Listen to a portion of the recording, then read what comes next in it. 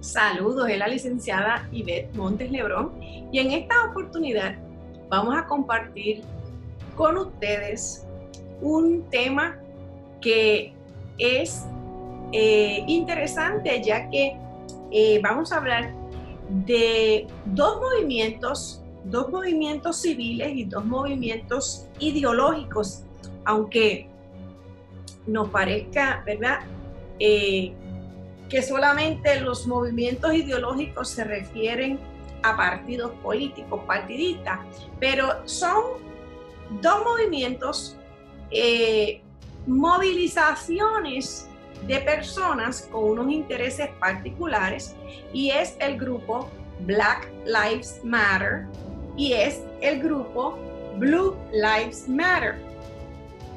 Parecería irónico que estemos hablando, ¿verdad?, de colores, pero ciertamente en estos últimos meses, luego de la noticia desgraciada de la muerte de una persona afroamericana a manos de un policía en Minnesota, ha causado que nuevamente resurja la conversación sobre el abuso policial, pero específicamente la queja es sobre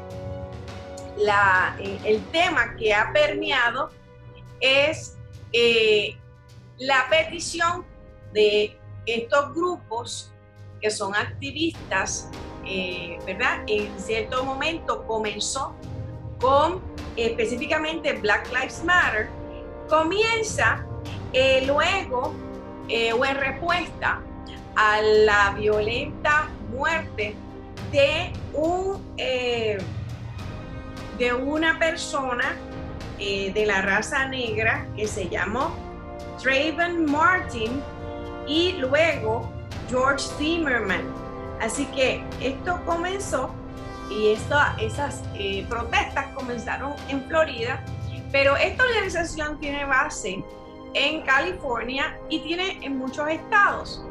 Black Lives Matter básicamente es un grupo que ellos se identifican ellos mismos como antiprotectores o defensores del antirracismo, y específicamente ellos la política, contra la política o la brutalidad policíaca, ¿verdad? Ellos se han identificado inicialmente con eso. Lo que ocurre es que al pasar los meses se han identificado con unos disturbios estatales en las ciudades más grandes de los Estados Unidos, convocando y creando marchas, ¿verdad?, multitudinarias, y uniéndose la corporación americana, las grandes cadenas americanas, para apoyar financieramente y otras ideologías, personas con intereses ideológicos, para poner dinero para continuar una agenda que hemos visto ha causado estragos, muertes y destrucción, específicamente en las ciudades de Chicago, las ciudades de Seattle, Seattle, en Washington, específicamente Washington DC, que es ¿verdad?, donde está la capital del gobierno de los Estados Unidos, y también en Nueva York, en Oregon, obviamente en Portland, que son ciudades grandes y ciudades donde la mayoría lo interesante es que la mayoría de todas esas ciudades son y están lideradas gubernamentalmente por los partidarios o la ideología, los partidos demócratas contrarios al partido que está en poder, el presidente de los Estados Unidos. Así que hemos visto que desde que ocurrió esta tragedia de este hombre que se llamaba George Floyd, ha comenzado a revivirse una nueva conversación, no solamente por la violencia policial, sino toda una gama de reclamos contra y básicamente contra todo lo que representa el tema del racismo, pero lo particular de este momento es que las protestas, cuando en el 1960 el pastor Martin Luther King comienza con un grupo obviamente de trabajo, con un grupo de clérigos, con un grupo de pastores evangélicos, el movimiento sobre contra el racismo y de derechos civiles en Estados Unidos fueron protestas pacíficas. El fenómeno grande de esta oportunidad histórica es que las protestas comienzan de alguna manera con una protesta pacífica, con una protesta, ¿verdad?, de espanto ante una muerte vil y cruel a manos de un policía, donde obviamente dejó, ¿verdad?, sin respirar contra el piso y contra el cuello de esta persona por 8 minutos. Y eso causó una consternación. Luego comenzaron, ¿verdad?, a incorporarse movimientos anarquistas en los Estados Unidos y comenzaron también, 4 días después, más o menos, comienza quemándose propiedad de la policía, ocupando la comandancia en Seattle, la comandancia de la policía, uno de los precintos, dejándola quemar y dejándola coger, en este caso, el alcalde de Seattle. Y esto sigue y comienza este gran movimiento pueblerino, pero también infiltrado por grupos de interés que desean o aspiran a desestabilizar y destronar el gobierno democrático de los Estados Unidos. Así que ha habido una posición y contraposición, y ante los abusos que se han perpetrado, hemos visto que no tan solo ya ha tomado posición e interés el tema de la brutalidad policíaca o el racismo, sino que estamos viendo que la contraposición, en este caso la contraposición, cuando estamos viendo el desorden que hay en las instituciones, obviamente contra la policía, contra la armada, contra el orden, ha causado un desasosiego que no ha caído muy bien cuando va pasando el tiempo, no ha caído muy bien la poca acción que todos esos alcaldes cómo han reaccionado, cómo han manejado la violencia, porque han puesto en riesgo el interés ya del pueblo, ¿verdad?, de las ciudades, al punto que en Seattle un grupo de personas se arrogó ocupar todo, como 5 bloques comunitarios y bloques residenciales y de negocio, en el cual dejó el saldo esa intervención de 2 muertes de 2 jóvenes de 15 a 19 años y también atracos, mucha violencia, intimidaciones a las personas que tenían sus negocios y confrontamientos, obviamente poniendo barreras, limitando el acceso, teniendo armas y hasta violando mujeres. Así que ese fue el saldo de esa intervención, logrando apaciguar y controlar de alguna manera, desmantelaron lo que fue el área ocupada de Chop. Así que ese es el tema y yo quiero compartir con ustedes en esta oportunidad quién es o qué es Black Lives Matter y el movimiento en contra, la contraprotesta, que viene siendo Blue Lives Matter, que quiere decir que también las vidas de los que llevan, en este caso, el uniforme azul, refiriéndose a los policías y a las personas que trabajan con seguridad, también es importante. Así que estamos viendo estos acontecimientos, ¿verdad?, que pensábamos que ya estaban superados, pero lo que vemos es que cuando vemos, ¿verdad?, un expresidente de los Estados Unidos aportando a la conversación, aportando que tiene que salir la gente a quejarse, pero no tan solo a quejarse, no condenando los actos de violencia, ha incrementado, ¿verdad? Y se le han hecho señalamientos.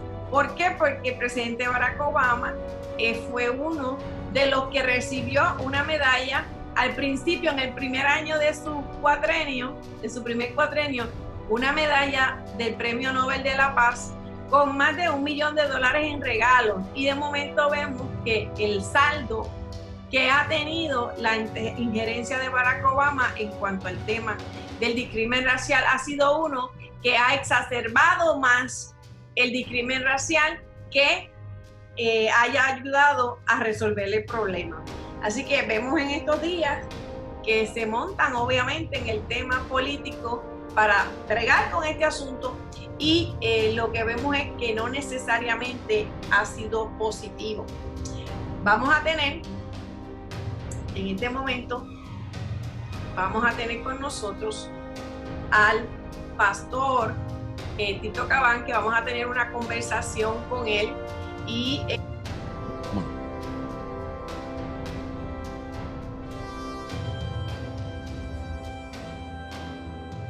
estamos desarrollando esta temática porque es un conversatorio, ¿no? No es una entrevista que alguien tiene que parecer, ¿verdad?, un catedrático en nada. Estamos ventilando porque son temas que están flotando y como líderes, pues nos preocupa que la gente abrace temáticas públicas simple y llanamente por la pena.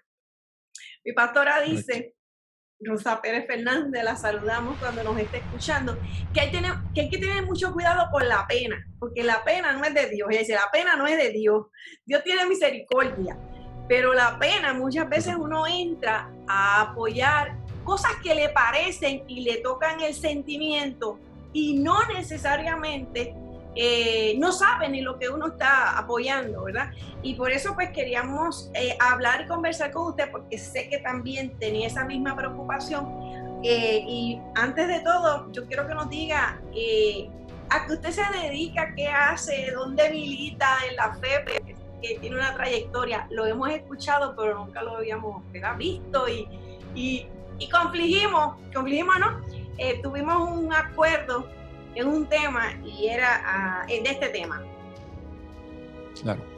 Bueno, yo resido en el pueblo de Camuy, muy conocido por el evangelista G.J. Ávila, y allí estoy pastoreando la Iglesia Avance Internacional en el barrio Membrillo, muy cerca al otro lado de la calle del Ministerio Cristo Viene. Y estamos allí en los últimos 20 y tantos años. Necesito ahora la ayuda de mi esposa, que es la que siempre se acuerda de las fechas. Que por cierto le envía saludos. Quería saludarla un momento, pero ya habíamos empezado a grabar.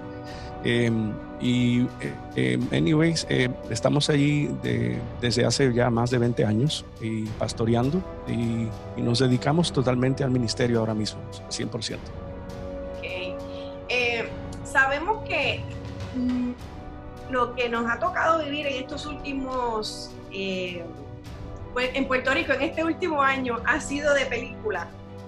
Y ustedes que se han dedicado, ¿verdad?, ya por 20 años, viendo los movimientos, ¿verdad?, de la fe, cómo se ha desarrollado la evangelización, el cambio grandísimo que los medios de comunicación han infligido, ¿no? Y en la Gran Comisión.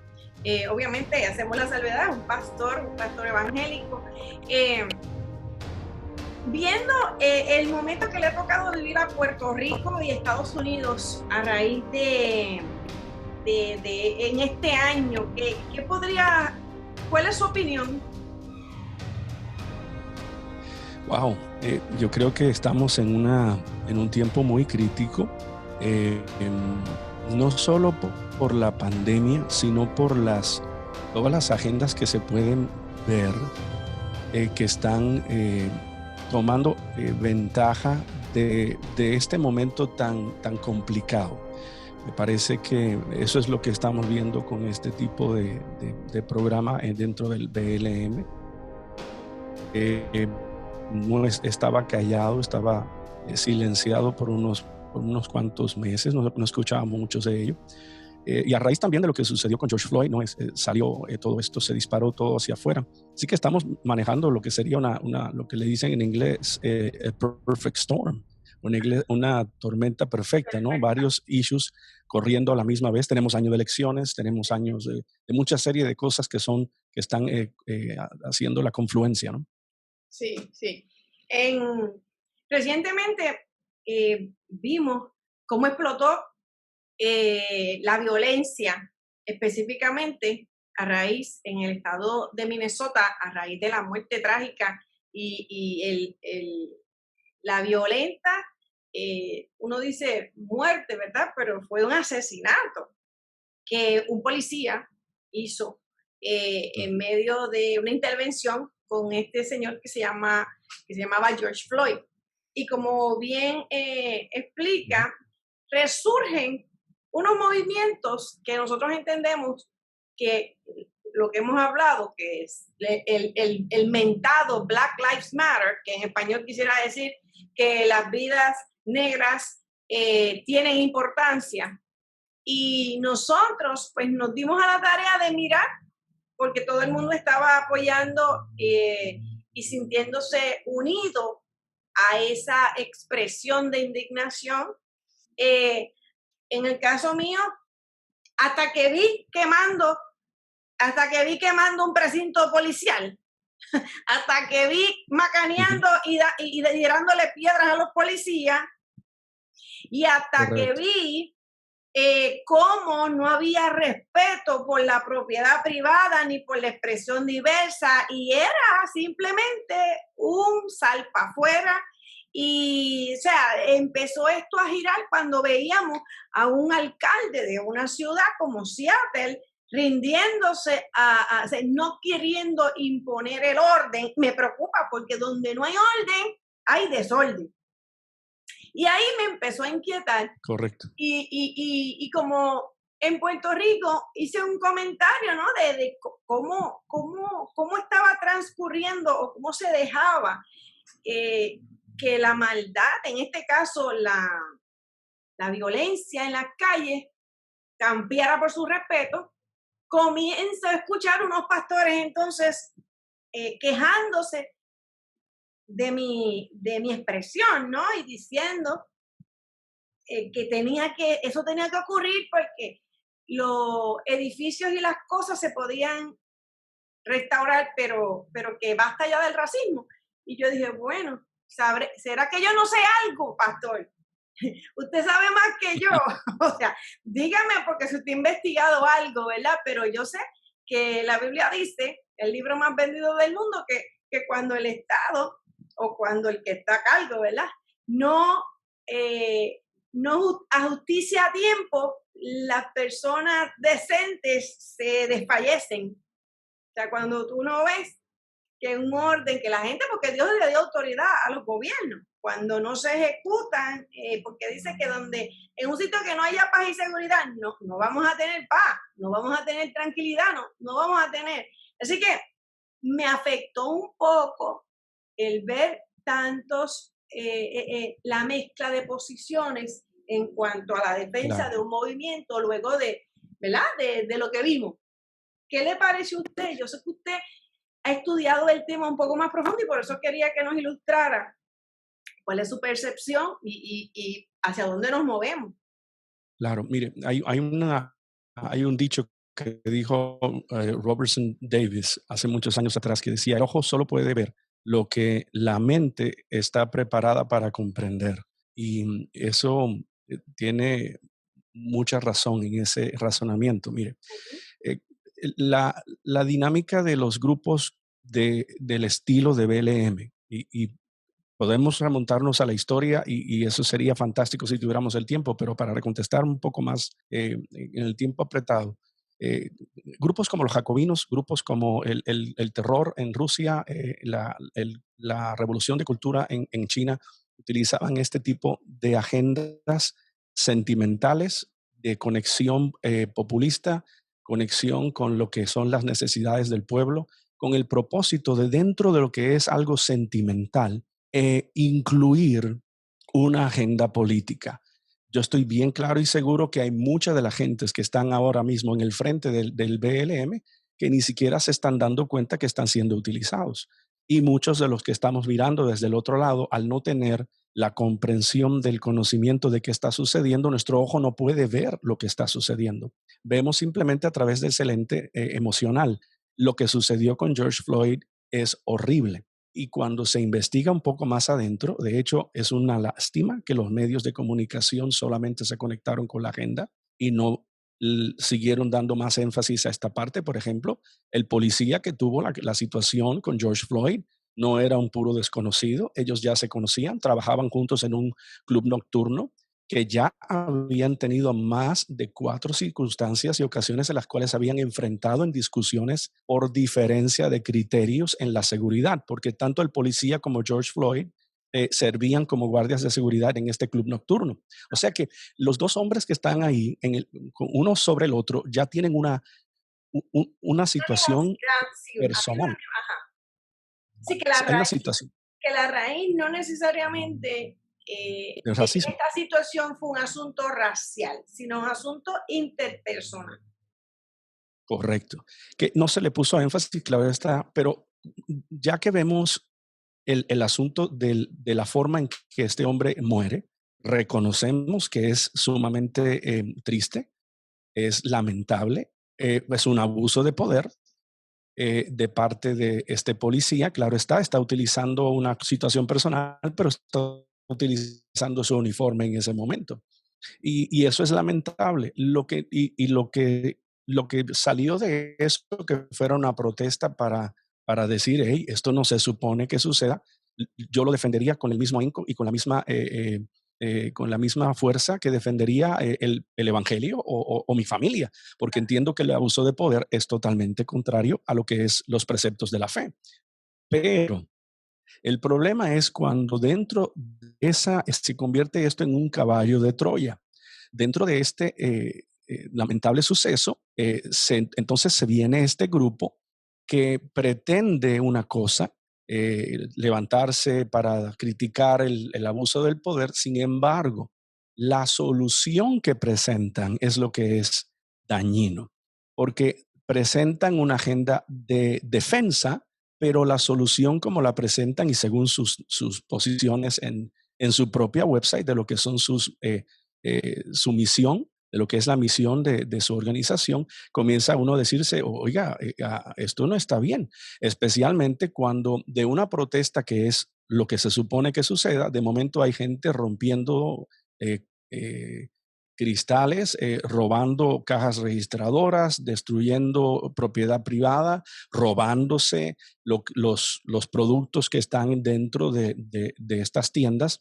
Y vi un video, no lo tengo conmigo, hubiese sido fantástico tenerlo, no lo tengo ahora, donde veía una chica afroamericana joven, unos 29, 30 años, eh, llorando y quejándose esa misma semana de todas las protestas, cuando estaba todo en la furia en Seattle, llorando y diciendo, ¿qué voy a hacer? ¿Dónde voy a comprar leche para mi niño? Todos los negocios donde yo vivo están destruidos, no hay servicio de buses, porque el servicio de buses fue cancelado por causa de la protesta, y ahora tendré que caminar a la próxima ciudad para comprar leche para mis niños.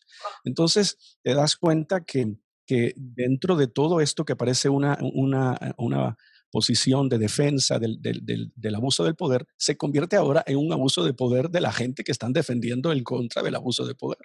Y se ve que la agenda tiene una posición muy, muy interesante. Es lo que le llaman el razonamiento circular. O sea, yo defiendo la paz y cuando yo destruyo, estoy defendiendo la paz. Eso no tiene ningún sentido, eso no es racional.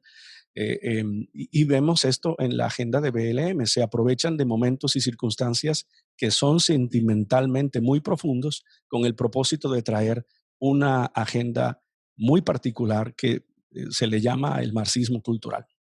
Exacto.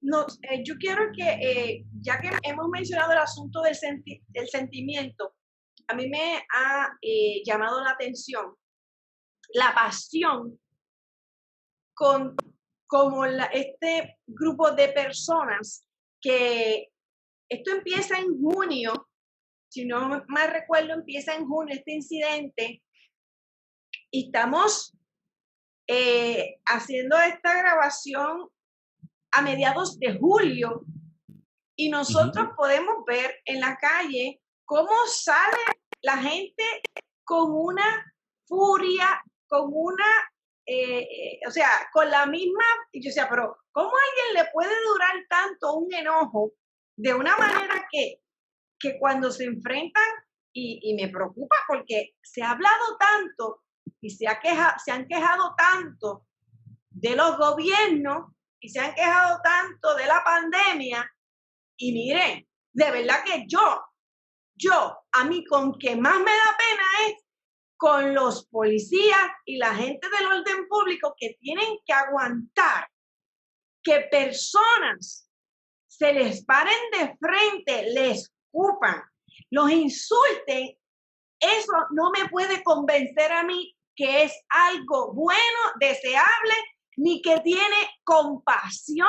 ¿Con quién? Con el ser humano, porque sabemos que estamos en medio. El que tenga la evidencia la científica, pues que se ponga a debatir eso. Yo lo que sé es que hay gente muriendo y que el gobierno, en términos generales, a nivel mundial ha dicho, distánciense porque por el aire, por la saliva, puede contagiarse entre boca y nariz. Entonces, tú ves de momento esa gente que dice que está luchando por la vida, poniendo en riesgo una vida. O sea, eso, ahí no hay quien a mí me convenza. Si usted tiene otra idea de lo que quiere decir compasión y lo que quiere decir justicia, o sea, ¿cómo alguien puede tener como le diríamos, outrage, ese odio por tantos meses? O sea, ¿qué hay ahí? Yo quiero que me conteste qué hay ahí y vamos a tener una pausa y vamos a volver después de la pausa a que nos diga cuáles son las ideas puntuales que defiende Black Lives Matter según su cosmovisión o según su vida. Pero ¿cómo puede un odio permanecer ahí? Dígame, ¿cómo es eso? ¿Qué está pegando ahí? Hay una circunstancia que podemos hablar sobre ella, y es el hecho de que aquí hay unos años de enseñanza y adoctrinamiento dentro del sistema de educación en los Estados Unidos de muchísimos años. Se le ha presentado a los afroamericanos que son víctimas, se les ha presentado la idea de que se necesita. Hay dos grupos que están ahí, que están latentes, son los de la izquierda y los de la derecha. Esto es algo que a veces es un poquito complicado manejarlo dentro de la cultura y la política norteamericana, porque la gente siempre ha pensado que los americanos todos son buenos. Pero tú tienes dentro del Partido Demócrata ahora mismo, que nosotros no sé, no creo que en Puerto Rico se hable mucho del sistema demócrata y de los dos partidos, ¿no? Aquí estamos más siempre en lo insular, en lo que tiene que ver con lo nuestro. Pero el Partido Demócrata se ha movido desde ser los partidos principales norteamericanos. El Partido Demócrata se ha movido de ser un partido de centro a un partido de izquierda, con toda una agenda totalmente diferente a hace 20 años atrás. Y entonces la presentación de la agenda de ellos es igualdad de resultados. Esto es un concepto marxista. De hecho, una de las fundadoras del BLM hizo una entrevista hace 5 años, en el 2015, donde ella aceptaba que ellos eran de adoctrinamiento marxista y muy bien versados en la ideología. Esto es dato de hecho público.